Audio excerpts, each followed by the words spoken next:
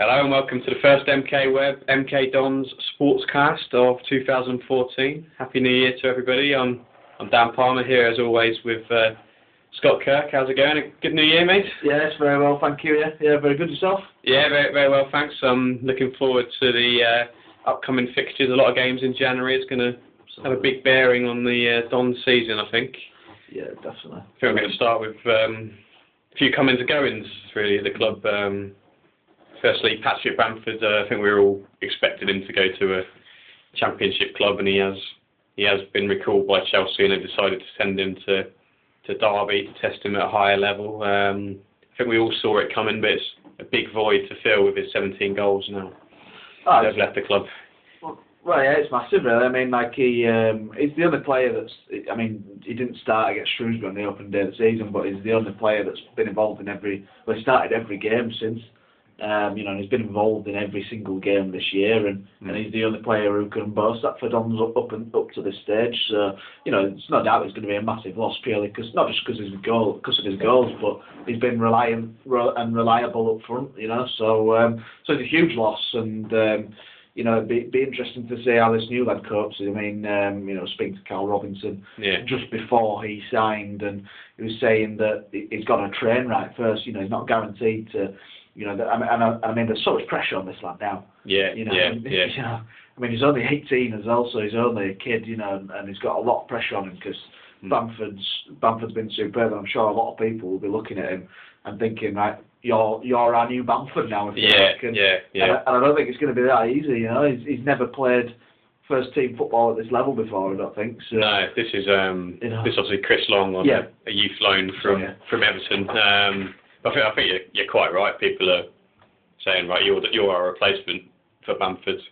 Yeah. We're going to need goals from you straight away, but it's a big step up from him. Like you say, he's only played under 21 football. I think for Everton, Bamford had a bit of experience at Nottingham Forest before he came, but it's a completely different kettle of fish to play a Football League game where points matter so much. And, it's only a month at first. That's probably just to see how he handles the situation. I think that's a very good thing, to be honest, because if that was for the season, then there's even more pressure on him.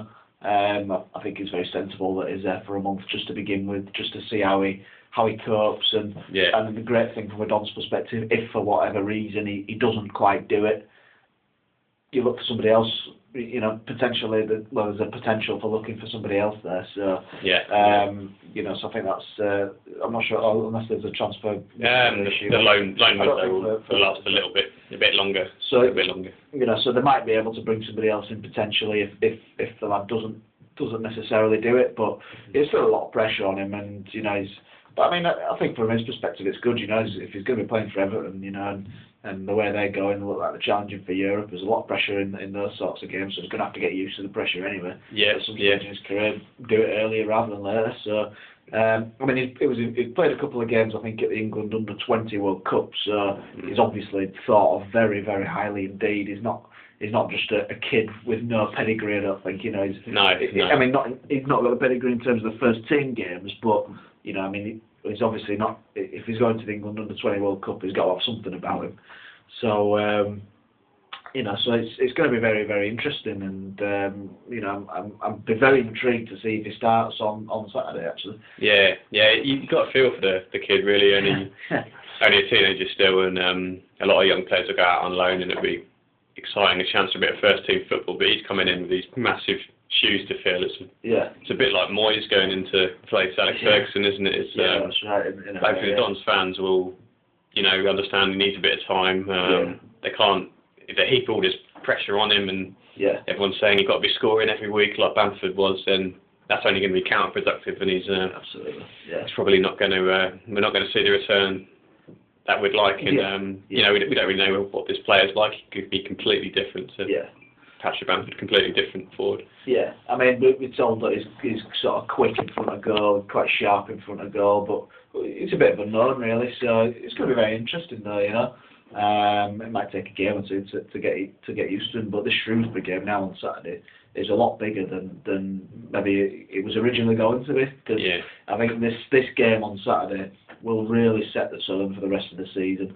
A good win on Saturday, and you're sort of thinking, right, well, I think Dons could potentially reach the playoffs now. If they're struggling, I think they should be beating a team like Shrewsbury to me, and that's not meant to be disrespectful to them. But if you're harbouring any ambitions to be up in the top 6, you've got to be winning your home games against teams in the bottom half of the table. Yeah, definitely. And this is a massive game now. And if they fail to win, or even if they maybe just win 1-0 with a lucky goal or a Sean Williams free kick or penalty or something like that, you do sort of, how's the rest of the season going to go, and we're going to find out very quickly how the season's going to go, because there's all these games coming up in January now. So. Well, I think we mentioned before, it's on a knife edge, isn't it, the season? It's only 6 points off a playoff spot with a game in hand. That's right.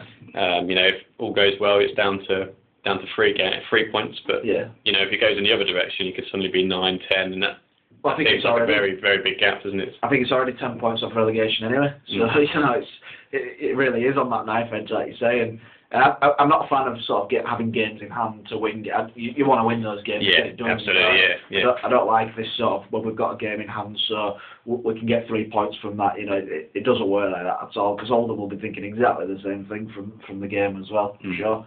So so they are where they are in the table, 6 points off.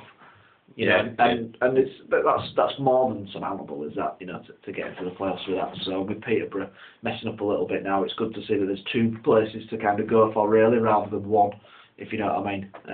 It gives you a bit more of a chance, obviously. Yeah, sure, yeah. I think the games in hand are often the most nervy occasions, aren't they? Everyone's thinking, we've got to win, this is our chance, we've been banking on this. Yeah.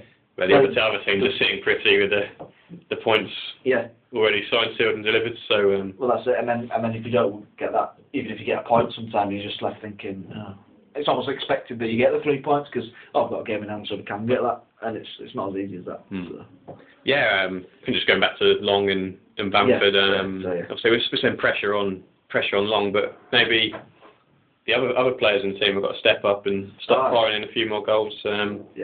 You think if we hadn't been awarded as many penalties as we have been, then Sean Williams would be well down the list, and even fewer points on the board. I know you have to win penalties by being in good positions, but maybe the goals need to be shared around a bit more, and everyone else needs to find the shooting boots. Stephen Gleeson didn't get his first goal of the season until, I think it was December, November at the earliest, which is obviously very rare for him. So, he said himself that he needs more goals. You look at, Dean Bowditch, at the moment, he normally chips in with a lot of goals. Darren Powell's not right yet. He's normally chipping it, but it is up to the other players, and, you sort of, you're looking really, Ben Reeves is stepping up to that mark a little bit more now, which is really good. But I'd like to see a few more from Carruthers, probably. He'll sort of be working in the midfield and whatever. Well, he's obviously he's signed on for a little bit longer. His loan's extended, so he's a very, very good player. Don't get me wrong, but it'd be good to see the likes of him. I think Dele Alli could probably, I know he's only 17, Dele Alli now, but if he's going to be this first team player that's out, and obviously been touted with moves away, but he could probably do with a goal or 2 now to his name, because I don't recall him scoring that many really at the moment. 1 or 2 I think this season. So he needs to chip in with a few goals, and I know he's only 17, but if he's going to be a first team player, he needs to be. I've never seen him play foul so much as Dele Alli. It's unbelievable how much he is. He doesn't seem to dive as well. He just draws the fouls. It's unbelievable how many times he gets fouled. But midfield definitely needs to get a few more goals in there, just to provide some support to whoever the front man is, because it's been Bamford reliant this season. Another couple of loan departures. Jordan Spence, centre back, he's going back to West Ham. I guess Anthony Kay's coming through now. I don't think that's too much of a blow, really. And Jason Banton, he's returned to Crystal Palace, and it looks like he's going to sign for Plymouth on a permanent deal. So the squad is getting smaller, it seems. The players are leaving. Hopefully, maybe a few more loan signings up his sleeve. Well, I think just purely for the squad depth more than anything. I think you get. You look at the Don squad right now, and you sort of think one injury, and that's and who the hell's going to play there? That's just with one injury. So but I know Dean Bowditch is back in training, which is obviously brilliant news. He's not had any. It's one of those though with Bowditch. It's kind of. He's been a big loss, not only for his goals but the assists. he provides as well. But I think they've got to treat him with kid gloves, because I think there's been this sort of, he'll be returning by this date, and it's not happened, and I think they're really, really treating him carefully, which I think's got to happen with him now, because he's had a few disappointments now. So if he can get back as well, obviously that'd be great. Yeah, we mentioned Ali briefly. Liverpool manager Brendan Rodgers apparently in the crowd at the Wigan Cup tie, which is a great result, we should say, the 3-3 draw at the DW Stadium. What a game that was, though. Absolutely fantastic.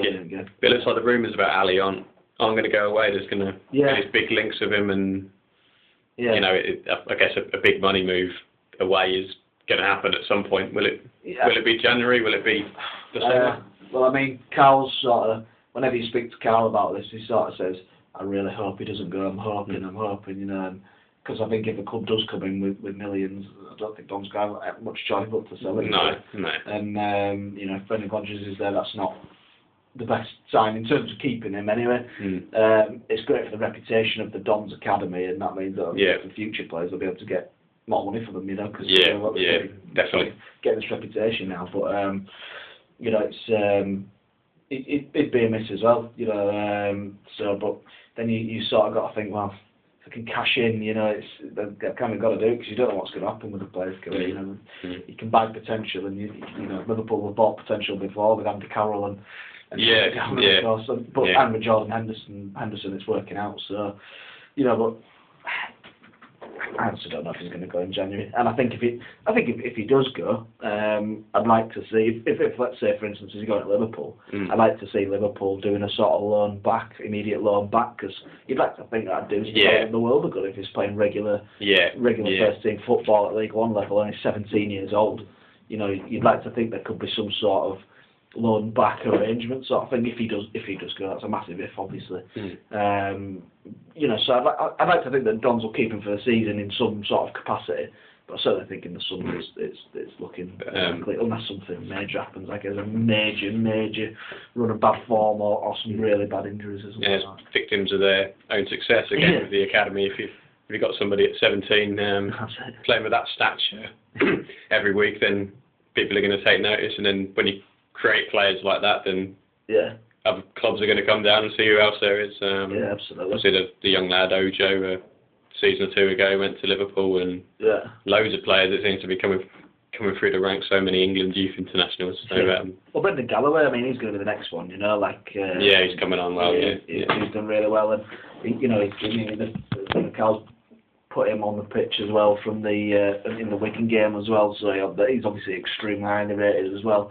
He's another one he's bustling up and down. Dele Alli is an absolute monster at times. He's unbelievable. He's so, you can't get him off the ball. That's why he draws the free kicks. He's unbelievable.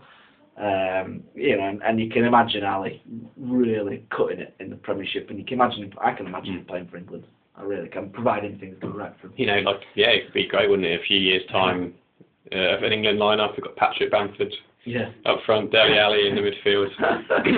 Galloway in there as well. Who knows?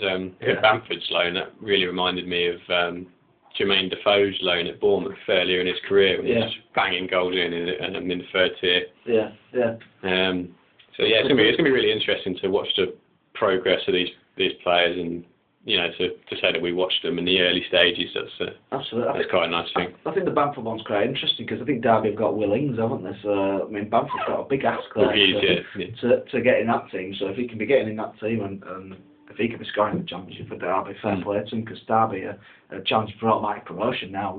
So it's a great move for him to Derby, in fairness, with where they are in the table. And I think Derby have got quite a few of these sort of young loan players, haven't they? With the lad from Man U in the centre back as well, Michael Keane, is it? I think, and that lot. So, but Bamford's been superb for Dons, and you wonder where Dons space it was for Bamford, really. Yeah, you really do. Yeah. Just one more departure, obviously. Right back, John Otsonwa-Ballfest. Always be a part of Don's folklore and history for his cheeky back-heeled winner against AFC Wimbledon in the dying stages of that FA Cup tie. So the fans always love him for that. But Lee Hodgson, George Baldock ahead of him in the pecking order, really, at fullback. I think that's deserved, really. They're both good, but George Baldock always impresses me when he comes on. Lots of energy, very good player, and Lee Hudson's very dependable. I think at that right back slot. So yeah, it's a shame really, and that's probably the best parting a player can ever have with the club really, because he'll be in the folklore for. When you 20 years down the line, you name the players and the goals, and he's going to be up there in the top 3 at least. So I think as Carl said, fans will tell their kids and their grandkids about that goal. So yeah, definitely, just unbelievable. It was never going to get any better for him at the club than that. And he had his loan spell at Tranmere, and now he's returned as a free agent. So obviously, if Tranmere take him on. Take him on full time. I'd like to see him with the club. He's a good player still. I think he's a good League One player still. So I'd be surprised if he can't find anywhere. He's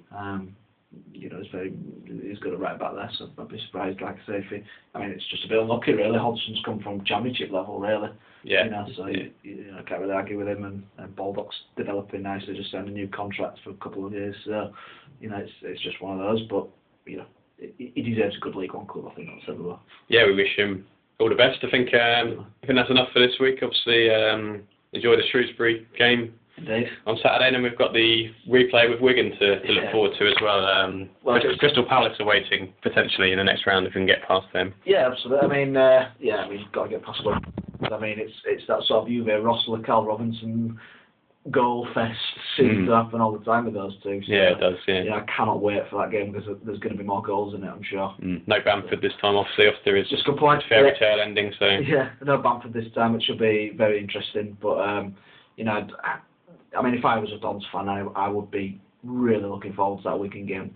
Bearing in mind it was a 3-3. I know Bamford's gone, but that was such a good game. That's probably the best game I've seen from an entertainment perspective. Probably the best game of the season was the Wolves win for the result and just the overall performance. But in terms of entertainment, I think that Wigan game was absolutely phenomenal. From the first minute to the last, it was, defences stretched and, it was absolutely amazing. And I can't stress enough how much people should go to that game. I think it'd be a cracker that replay against Wigan. I really do. Let's hope so. And let's hope we get into the fourth round. Cup. Well, now having said that, probably 0-0. Yeah. If it's 0-0, we'll get a shootout, and that'll be that's dramatic as well. Yeah. Right, thanks so much for listening, and we'll see you again soon. Cheers. Bye now. Cheers. Bye.